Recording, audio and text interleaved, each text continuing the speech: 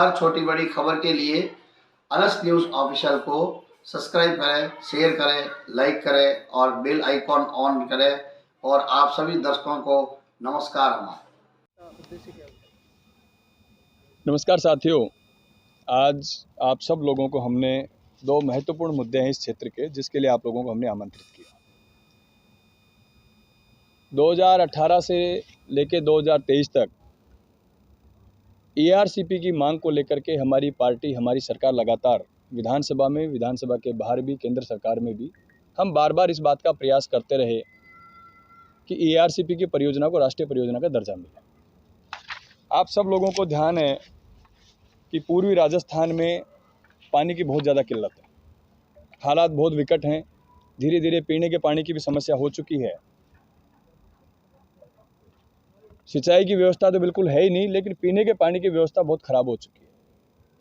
और इसी बात को ध्यान में रखते हुए 2013 से लेकर 18 तक जब भारतीय जनता पार्टी की सरकार थी राजस्थान में, वसुंधरा राजे जी मुख्यमंत्री थी, उन्होंने राजस्थान के, पूर्वी राजस्थान के 13 जिलों की पूर्वी राजस्थान नहर परियोजना ईआरसीपी के नाम से एक डीपीआर बनाई कि चंबल का जो ओवरफ्लो का पानी है उसको हम इस ईआरसीपी की परियोजना में काम लें, हमारे यहाँ के बांधों को भरें और भर करके यहाँ पेयजल और सिंचाई की व्यवस्था उपलब्ध हो।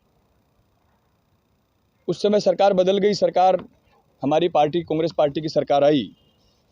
लगातार हमने विधानसभा में भी, बाहर भी इस मुद्दे को उठाया और ये कहा कि पानी सबके लिए ज़रूरी है।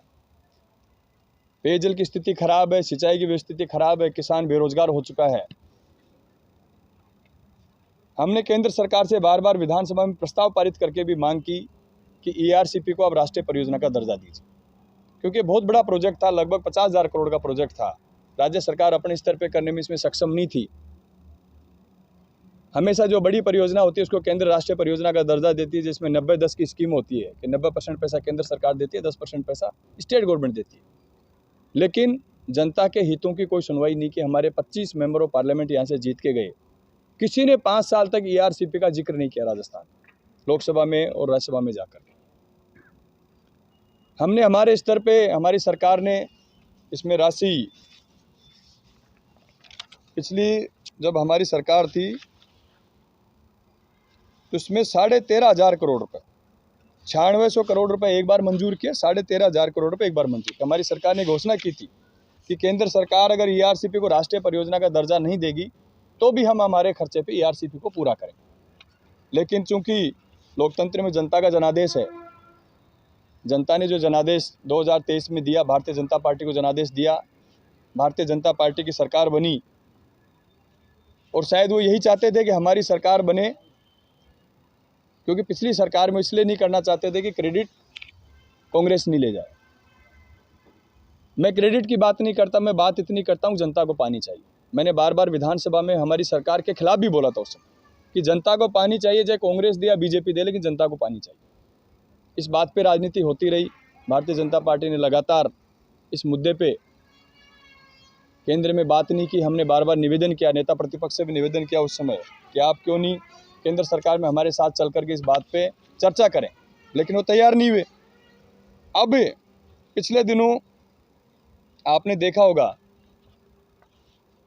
कि मीटिंग भी दिल्ली में हुई ईआरसीपी को लेकर के, और यह तय हुआ कि 90-10 की स्कीम के तहत इस योजना को हम राष्ट्रीय परियोजना का दर्जा देंगे और ईआरसीपी को लागू करें।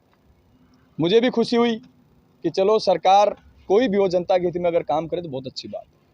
हमारे क्षेत्र की जनता को भी इस बात की बहुत खुशी हुई। हमारे क्षेत्र की जनता ने भी यहाँ भारतीय जनता पार्टी को मैंडेट दिया,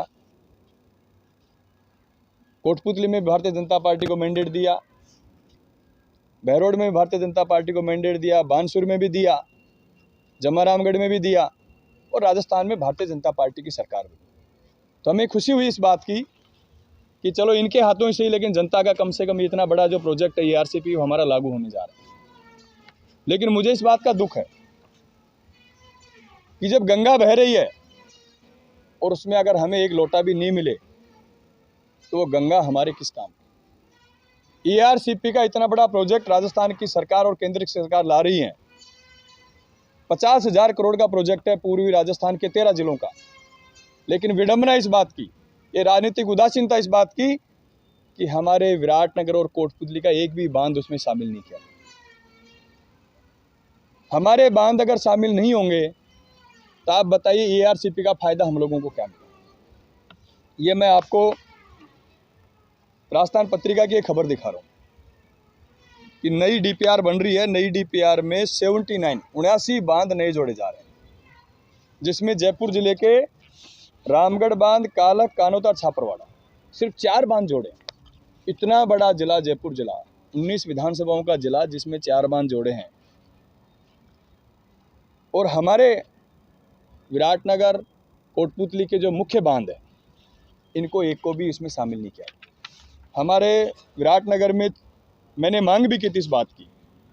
मैंने सरकार से निवेदन किया, ट्वीट के माध्यम से, सोशल मीडिया के माध्यम से, हमारे क्षेत्रीय विधायक महोदय को भी निवेदन किया इस बात के लिए कि हमारे क्षेत्र में छितौली बहुत बड़ा बांध है, बूजा का बांध है जिससे कस्बे का पेयजल स्तर बहुत बढ़ेगा, पणदो है जिससे मेड़ कुंडले का पेयजल स्तर बढ़ेगा, जवानपुरा धाबाई है उससे हमारी शाहपुरा की जो 8 पंचायत हमारी विधानसभा की उनका पेयजल स्तर बढ़ेगा, नीमली से हमारी बीच की पंचायतों का पेयजल स्तर बढ़ेगा, बड़ौदिया से हमारे जो पहाड़ों के बीच के जो गांव बसे हैं कुंडले में उनका जल स्तर बढ़ेगा, पंचपहाड़ी पाछूडाला से हमारे 27 का जल स्तर बढ़ेगा, बनाड़ी व बुचारा बांध जिससे हमारे 27 के आसपास के इवन कोटपुतली तक इन दोनों बांधों का इतना फायदा मिलेगा कि हमारा जल स्तर बढ़ेगा और आने वाले समय में हमारे पेयजल की समस्या का समाधान हो जाएगा। लेकिन ये विडंबना इस बात की कि पिछले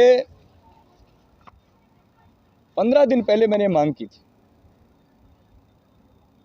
और ये राजनीति में धर्म है कि जब प्रतिपक्ष किसी बात को उठाए तो सत्ता पक्ष को उस बात का जवाब